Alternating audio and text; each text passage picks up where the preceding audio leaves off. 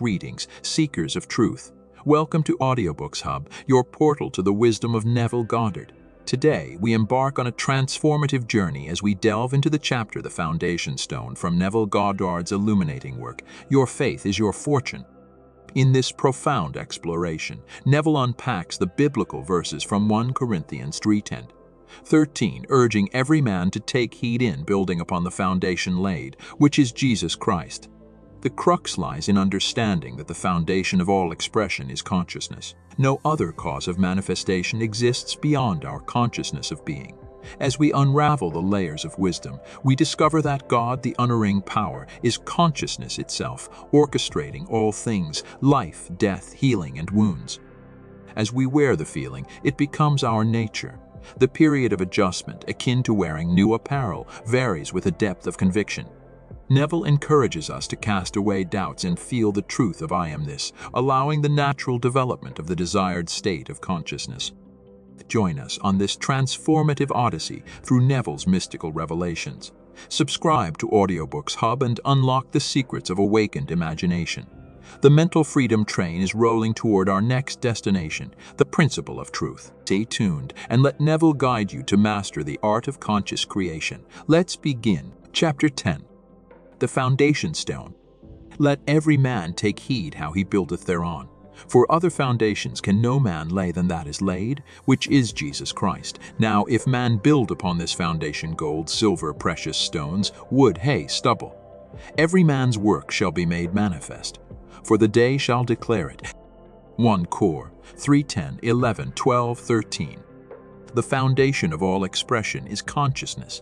Try as man will, he cannot find a cause of manifestation other than his consciousness of being. Man thinks he has found the cause of disease and germs, the cause of war and conflicting political ideologies and greed. All such discoveries of man, catalogued as the essence of wisdom, are foolishness in the eyes of God. There is only one power, and this power is God consciousness. It kills, it makes alive, it wounds, it heals, it does all things, good, bad, or indifferent.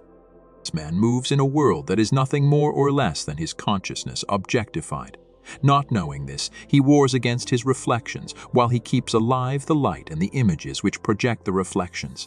I am the light of the world. I am consciousness, is the light, that which I am conscious of being in my conception of myself, such as I am rich, I am healthy, I am free, are the images. The world is the mirror magnifying all that I am conscious of being. Stop trying to change the world, since it is only the mirror. Man's attempt to change the world by force is as fruitless as breaking a mirror in the hope of changing his face. Leave the mirror and change your face. Leave the world alone and change your conceptions of yourself. The reflection then will be satisfactory. Freedom or imprisonment, satisfaction or frustration can only be differentiated by the consciousness of being. Regardless of your problem, its duration, or its magnitude, careful attention to these instructions will in an amazingly short time eliminate even the memory of the problem. Ask yourself this question: how would I feel if I were free? The very moment you sincerely ask this question, the answer comes. No man can tell another the satisfaction of his desire fulfilled. It remains for each within himself to experience the feeling and joy of this automatic change of consciousness. The feeling or thrill that comes to one in response to his self-questioning is the Father's state of consciousness, or foundation stone upon which the conscious change is built. Just how this feeling will embody itself no one knows, but it will. The Father consciousness as ways that no man knows. It is the unalterable law. 2. All things express their nature. As you wear a feeling, it becomes your nature. It might take a moment or a year. It is entirely dependent upon the degree of conviction. As doubts vanish and you can feel I am this, you begin to develop the fruit or the nature of the thing you are feeling yourself to be. When a person buys a new hat or pair of shoes, he thinks everyone knows that they are new. He feels unnatural with his newly acquired apparel until it becomes a part of him. The same applies to the wearing of the new states of consciousness. When you ask yourself the question, how would I feel if my desire were at this moment realized? The automatic reply, until it is properly conditioned by time and use, is actually disturbing. The period of adjustment to realize this potential of consciousness is comparable to the newness of the wearing apparel.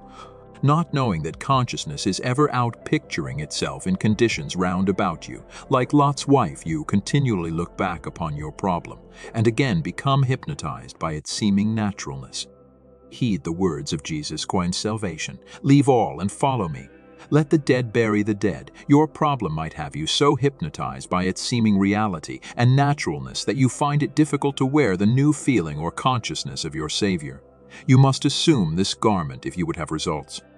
A stone consciousness, which the builders rejected, would not wear, is the chief cornerstone, and other foundations no man can lay. Your gateway to the mystical teachings of Neville Goddard. As we journey through the profound revelations in the principle of truth, we continue our exploration of the esoteric secrets masterfully unveiled by Neville. In Chapter 11, titled To Him That Hath, Neville takes us deeper into the intricacies of life's changeless principle of expression. Drawing wisdom from Luke 18, Neville reveals a powerful law. To him that hath, it shall be given, and whosoever hath not, from him shall be taken even that which he seemeth to have. Though some may find this law seemingly cruel and unjust, Neville asserts that it is rooted in the impartiality of life's principles. The Bible, hailed as the greatest psychological book ever written, urges mankind to be discerning in what is heard and accepted as true. The law dictates that everything accepted as true leaves an impression on consciousness, becoming proof or disproof. Neville emphasizes the importance of selective hearing, disciplining oneself to hear only that which aligns with one's desires. Through perceptive hearing, a fully conditioned individual becomes incapable of receiving anything contrary to their chosen impression. The rich get richer and poor get poorer phenomenon is elucidated as a result of magnifying one's consciousness. Neville urges us to recognize this law and consciously define ourselves as that which we desire. Wealth, success, or any attribute consciously claimed will manifest itself following the unerring law of expression. As we navigate this journey of awakened imagination, subscribe to Audiobooks Hub and stay tuned for the next revelation on our mental freedom train. Our next destination, the power of awareness. Join us as Neville continues to unravel the secrets that empower us to master the art of conscious creation.